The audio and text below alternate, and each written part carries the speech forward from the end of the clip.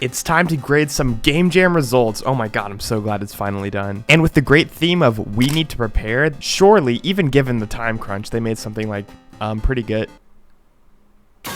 I mean, at least it adheres to the theme. Let's solo project. Okay, interesting. I'm not really one to judge a book by its cover. I like to give everything an equal chance. Oh, an equal chance. Well, it could be worse. Oh, this distinguished gentleman wants to eat a cooked version of me. Oh, and our next customer is the Skibbity Toilet from Lanky Box.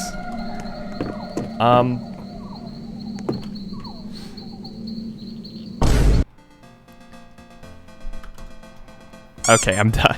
So our Discord just held the 2024 Fall Coneland Game Jam. Essentially, participants had 4 days to create a themed game in Roblox Studio. The theme was, we need to prepare. So they had to adhere to that. And yeah, they had to work really fast. They had to prepare something quickly. In this video specifically, I have the top 12 submissions with the 4 grand winners. So all of these are pretty amazing, and I wouldn't be surprised if they became like front page games. So I'll have them all linked. You should definitely play them. The prizes are top 1 is 100k Robux, top 2 is 999, top 3 is 998, and top 4. Yeah, so those are the prizes. And participants were actually allowed to use pre-made assets. However, if they like just put like a million free models, I obviously would know and it would dock points. So there was also a maximum of 4 team members per team. And yeah, I think that's all the rules. So without further ado, let's get into the top 12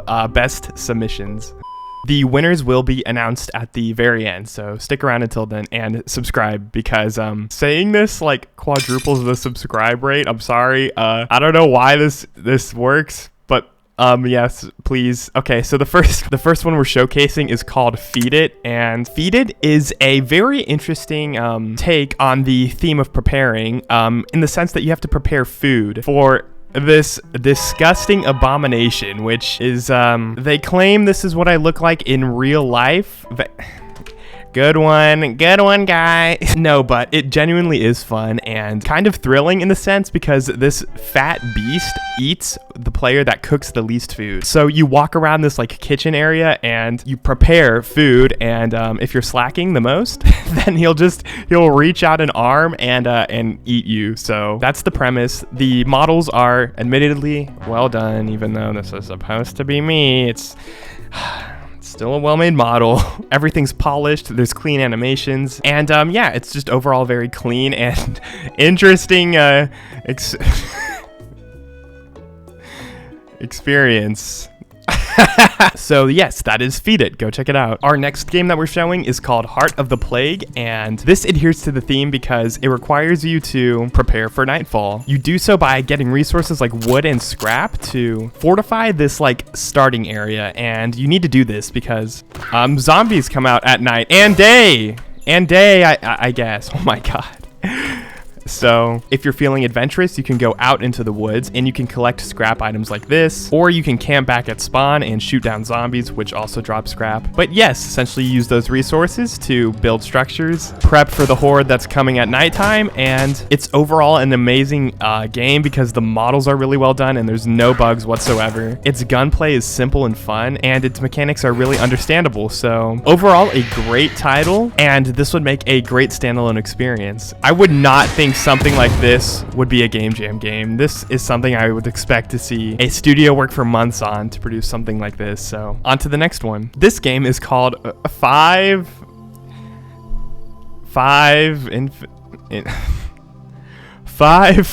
Infinite Nights at Hunt to Survive Forest. Now, yes, we have to address the elephant in the room. The graphical decisions are questionable, but I did specify in the rules more points will be awarded to creativity and fun over visuals, so you're gonna have to hear me out on this one.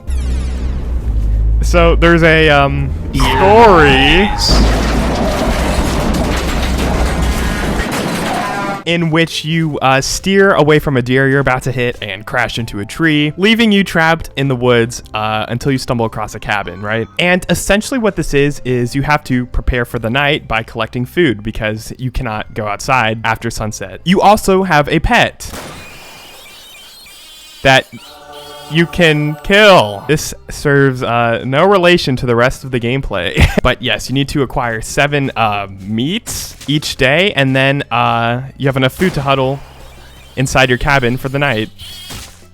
Jesus Christ. And like I mentioned earlier, despite the interesting graphical decisions, the gameplay is one of the most fun and the atmosphere is one of the most well-made. Even though there's nothing technically like scary going on, I feel like on edge. So after the hunting segment, you can now huddle up inside the shed, and this is where a whole new aspect of the gameplay begins. You have your previously collected meat pile right here, and there will be creatures that actually try and open the window to get in, and who will also bang at your door, which you actually have to shoot at to scare off.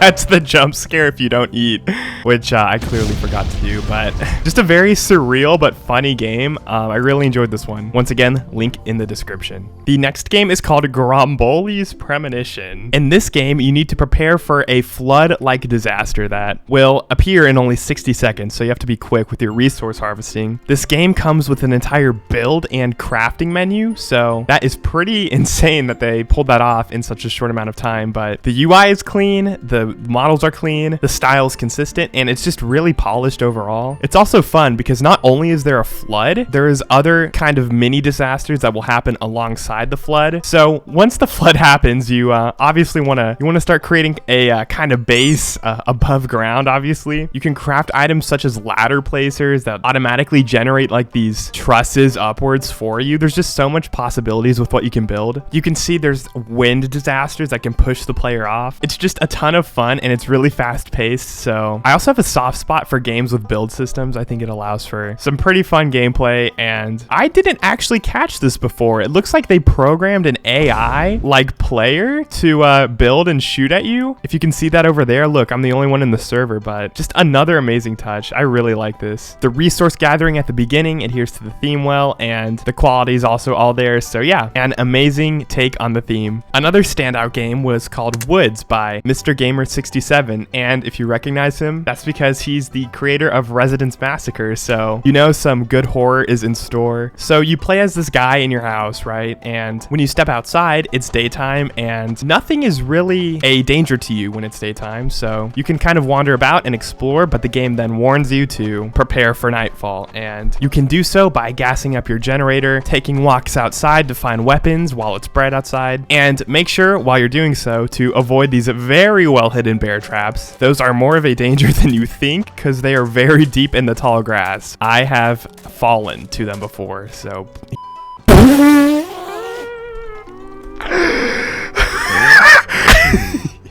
you shut your mouth, Freezy.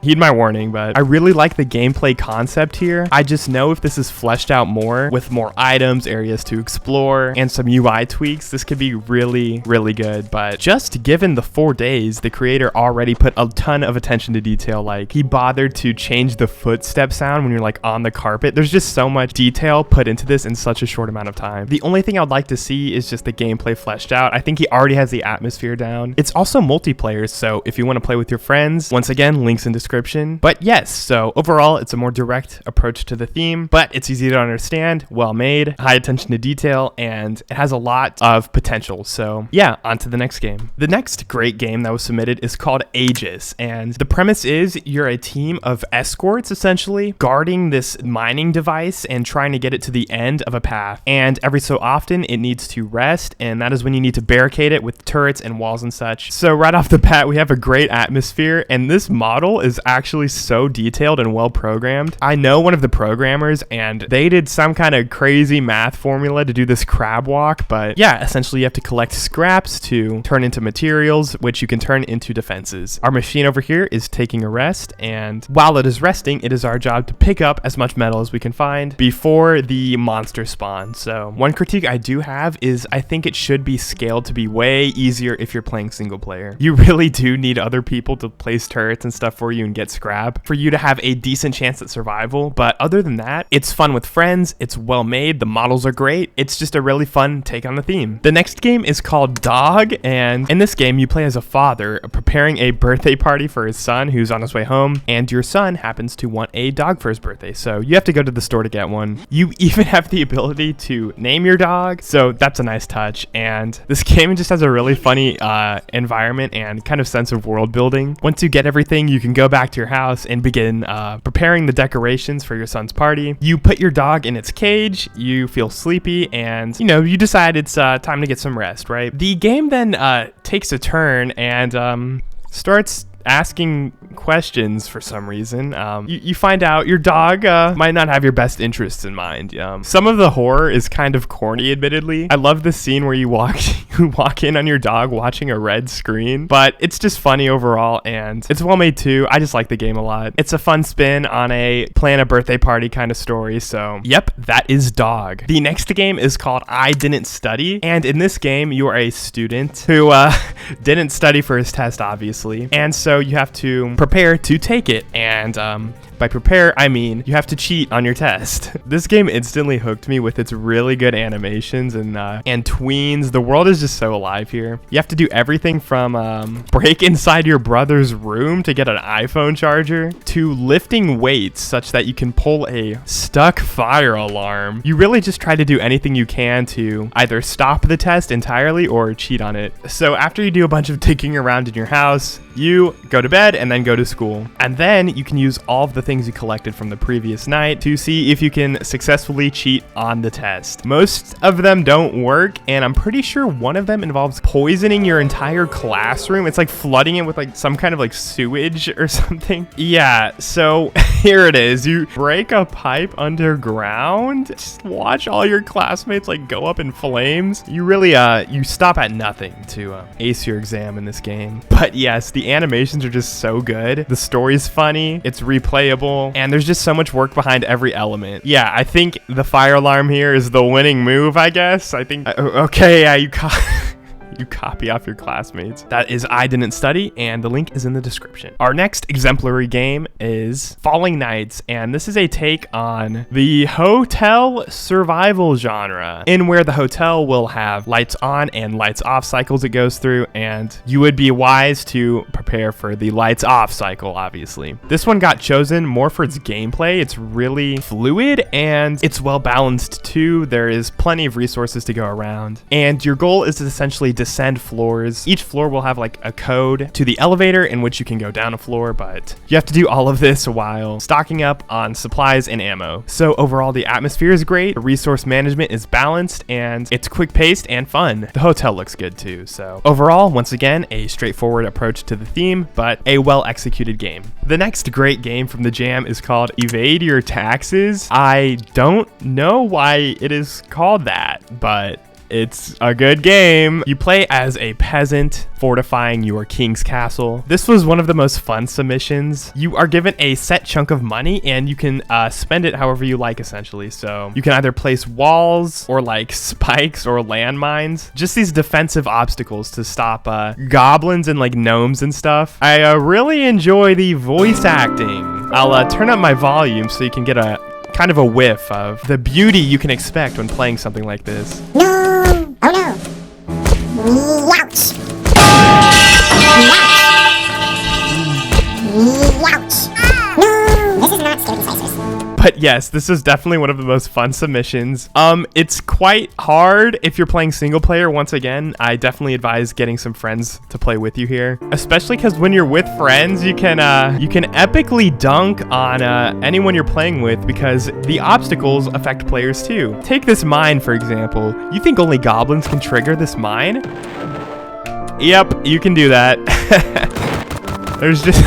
What the hell was that? No, but this was one of the most fun submissions. I played this with the owner too. Great game. Link in the description again. The next game in our showcase is called Intrusion Terror. The storyline essentially is your brother goes outside into the darkness and gets corrupted by some kind of force. And so you can counter him by ordering things on the internet and using that to protect yourself. So this is very similar to Residence Massacre. However, the added element of the ordering online. It's kind of like a fusion of like Jim's Computer and Residence Massacre, but yeah, you go online and you can buy stuff like batteries to refill your generator, med kits, food to help your sprint, and locks to prevent entities from getting inside. I usually go with the battery and the locks. I think those are the most useful. That's just me. There's probably a ton of strategies you can mix and match with the different items you can order. When the lights flicker like this, your demented brother will return from his walk. Yeah, this game is really difficult too due to all the things you have to micromanage at the same time, but oh hey. Oh god. One critique is, as you just saw there's not really like a jump scare. I know that's kind of cliche to have in your game, but I would actually personally like it, especially if you get killed in the dark. You can't even see what killed you. But yeah, I just like the idea of like combining ordering stuff online for your house with defending your house. So yep, that's Intrusive Terror. The next and last game we have time for is called Preparable Wars, and it's genuinely one of my favorites. The title screen just says game. So yeah, you can choose a map, and I'm gonna go with a medium difficulty. And this takes the theme prepare into account by having a preloaded army of soldiers that you have to prepare your own set of troops to fight against. So this is a really fun concept. I like to employ the strategy known as shotgunner maxing.